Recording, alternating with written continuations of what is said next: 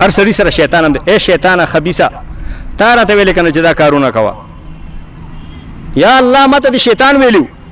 قال قرینه د شیطان به وایي ربنا ما اطغیته، خدایه دا ما نو ګمراه کړی، دا ما نو سرکش کړی، ولکن کان فی ضلال بعید، د خپله په لرې ګمراهۍ کې پروت و، د خپله ډېر ګمراه و، د خپله ډېر بېدین و، د خپله ډېر بدراه و. ما به لږه غوندې اشاره وکړه نور ټول د شیطانۍ کارونه د خپله کول، د خپله کول.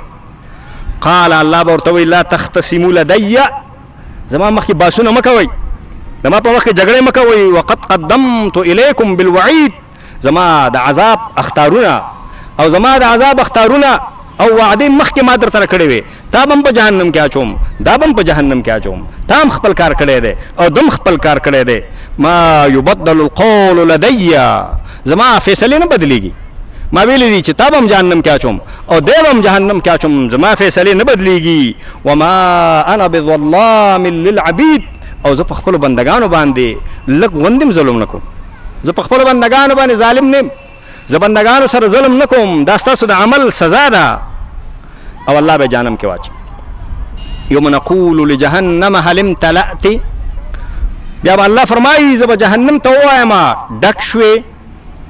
وتقول هل من مزید، یو معنا دا د جهنم به ووایي ولې نورم شته، نورم لا شته، چې ته ماته وایې پروردګاره چې ډک شوې ولې نورم شته. او بله معنا دا ده چې جهنم به ووایي هل من مزید، جهنم به غړمبېږي د غصې نه، د الله په دښمنانو باندې به پقاري، د الله په دښمنانو باندې به غصئ. او جهنم به ووایي هل من مزید، ولې نور نشته چې ما کې واچې چې زه ورته ښه عذاب ورکم او ښه تکلیف ورته ورکم. وازلفت الجنة للمتقین غیر بعید، جنت به متقینو ته نږدې شي. د چا په باره کې چې پروردګار عالم د جنت فیصله وکړي، هغه به بیا جنت ته تلو کې د طیاره کې موټر کې نه ځي. وازلفت الجنة للمتقین غیر بعید، جنت به د پښو ته راشي، جنت به ته نږدې شي. په آخرت کې په جنت کې د قیامت د ورځې نه پس د زمان او د مکان فاصلې نشته. د آخرت تصور دنیا سره مه کوه. وازلفت الجنة للمتقین غیر بعید، جنت به لرې نه وي، هغه به بالکل د متقینو خپو ته راشي. هذا ما توعدون، ملک به ورته وایي یا الله به ورته وایي دا هغه جنت دی چې تاسو سره وعده شوې وه. لکل اواب حفیظ، د هر هغه سړي دپاره چې الله طرف ته راتلو والا و، الله طرف ته رجوع کوله، که غلطي به ترې وشوه توبه به یې کوله، که خطا به ترې وشوه الله ته به یې ژړلې، الله نه به یې د خپلو ګناهونو معافي غوښته. مسلمان نه ګناه کېږي، انسان نه غلطي کېږي، د الله نیک بندگان توبې باسي. نبی صلی الله علیه وسلم فرمایلی خیر الخطائین التوابون، خو ګناهګاران هغه دي چې بیا الله ته راځي، بیا الله ته راځي، بیا الله ته نږدې کېږي. د الله د رحمتونو غېږې پراخې دي، د توبې دروازې الله کلو ساتلي. الله په خپل بندگانو مهربان دی، الله رحمان او رحیم دی. راځئ بندگانو الله طرف ته. یا عبادی الذین اسرفوا علی انفسهم لا تقنطوا من رحمت الله ان الله یغفر الذنوب جميعا.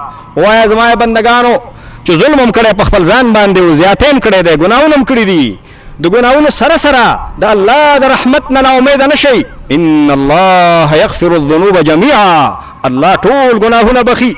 هذا ما توعدون لكل اواب حفیظ، دا د هر هغه چا دپاره چې الله طرف ته راتلو والا و، الله طرف ته توجه وه، الله طرف ته توجه لکه قطب نما. قطب نما چې هر ځای کې کېدې مخ قطب طرف ته کوي، چې څولی خوځی را خوځی مخ قطب طرف ته کوي. اواب معنا ده قطب نما غوندې چې هر خوا ته مسلمان اوړي راوړي الله ته توجه وي، چې هر خوا ته اوړي راوړي توجه یې الله ته، امید الله نه وي، تمې د الله نه وي، ویره د الله نه وي، خوف د الله نه وي، محبت الله سره وي، مینې الله سره وي، چې هر قسمه حالات پې باندې راځي د ده توجه خپل رب ته وي، دی خپل رب ته متوجه دی، د خپل رب نه نه اوړي، د ده نظر په خپل رب وي، د ده نظر په خپل پروردګار باندې.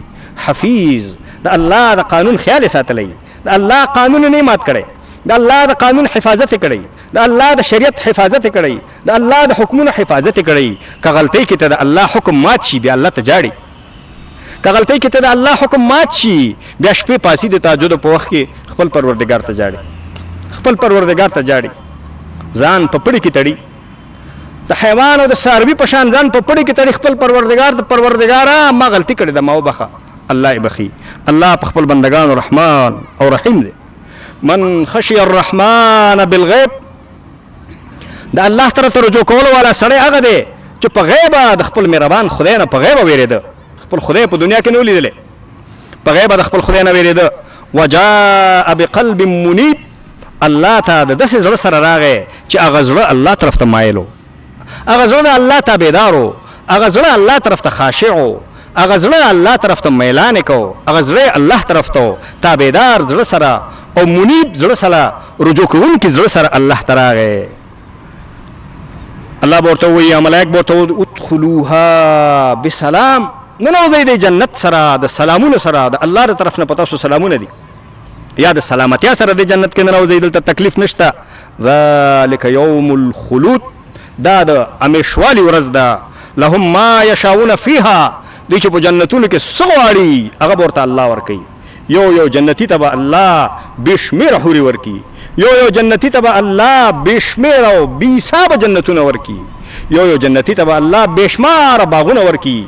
په جنت کې به حورې غلمان به د ښایسته هلکانو په شکل کې چې هغه به د جنتیانو خدمت کوي. کأنهم لؤلؤا منثورا، دونه به ښایسته لکه مرغلنې چې خورې شوي، لکه خورې مرغلنو غوندې ښایسته هلکان او ښایسته ښځې او حورې به الله ورکي جنتیانو ته. حورې به د جنتیانو دپاره وي او دا ښایسته هلکان به د جنتیانو خدمت کوي او د جنت باغونه به وي، عیش او عشرت به وي چې څه د جنتیانو په زړه کې تېرېږي هغه به ورته الله ورکوي. لهم ما یشاؤون فیها، چې دوی څه غواړي الله به ورته ورکي. ولدینا مزید، الله فرمایي چې د دوی په زړه کې څه تېرېږي د هغې نه اخوا نور شیان هم ما سره شته چې هغه د الله دیدار دی او هغه شیان دي چې الله په جنت کې د جنتیانو دپاره تیار کړي دي چې د انسان په زړه کې نه دي تېر شوي، د انسان غوږونو نه دي اورېدلي او د انسان سترګو نه دي لیدلي. نو الله رب العالمین دې موږ ته جنتونه نصیب کړي او الله رب العالمین دې موږ د دوزخ د عذاب نه وساتي. په دې آیاتونو کې الله رب العالمین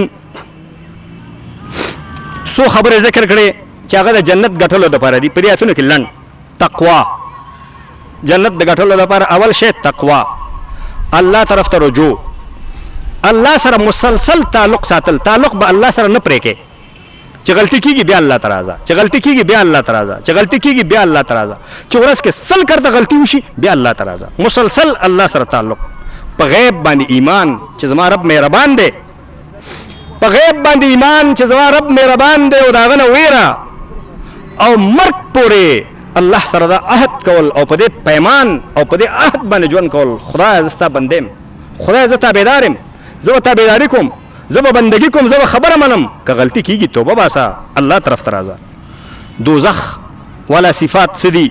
د حق نه انکار، تا ته حق ثابت شو بیا نه منې، د الله ناشکري، د حق پرستو خلکو سره دښمني. یو سړی حق پرست دی، حق ویلو والا دی، حق بیانولو والا دی، حق کار کول والا دی، تا سره دښمنی کې، دا د دوزخي صفات دي.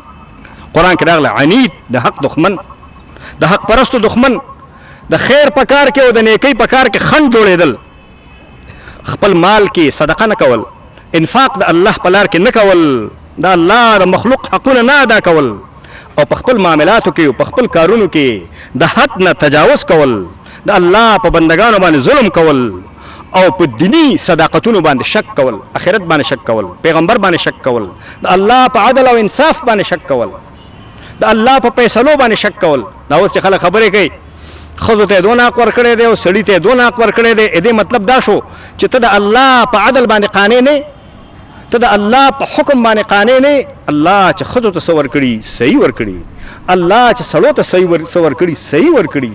د الله قانون صحیح دی، د الله خبره صحیح ده، د الله حکم صحیح دی.